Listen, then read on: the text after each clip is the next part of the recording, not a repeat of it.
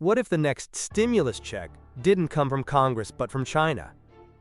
Donald Trump just promised every American a tariff dividend of at least $2,000. Money, he says, comes straight from the tariffs placed on foreign imports. He's calling it proof that America is winning again.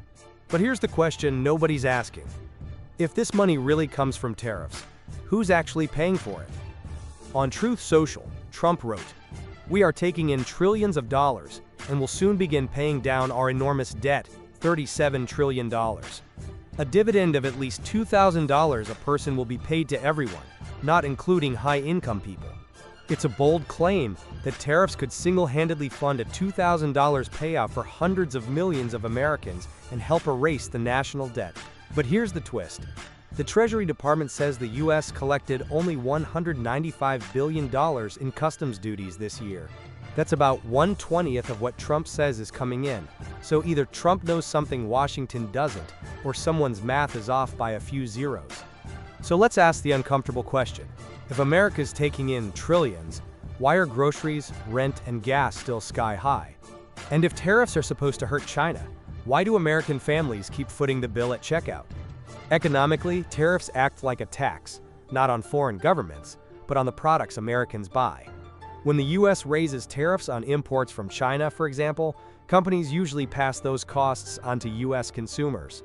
That means the trillions Trump says America is collecting might actually be trillions Americans are paying in higher prices. Yet the politics of this move are brilliant. Trump is reframing tariffs, traditionally unpopular among economists, as a dividend for the people. A patriotic cashback program, where America finally gets paid for being taken advantage of. It's populism meets accounting. At the same time, the Supreme Court is now reviewing whether many of Trump's sweeping tariffs are even legal under the International Emergency Economic Powers Act, the same law usually reserved for wartime sanctions. Lower courts have already ruled some of those tariffs unlawful.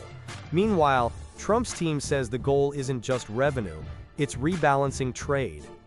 That's code for bringing manufacturing home and punishing companies that offshore production. But critics say it's a short-term illusion that the higher prices from tariffs will wipe out any $2,000 dividend, long before the checks even arrive. And politically, Trump's timing is no accident. Democrats just swept local elections in key states with a message focused entirely on affordability. The new mayor of New York City, Zohran Mamdani, whom Trump called a communist, promised free childcare, rent freezes, and city-run grocery stores. Trump's tariff dividend looks like his counterpunch, a conservative answer to socialist economics, wrapped in a red, white, and blue bow. So here's the real test.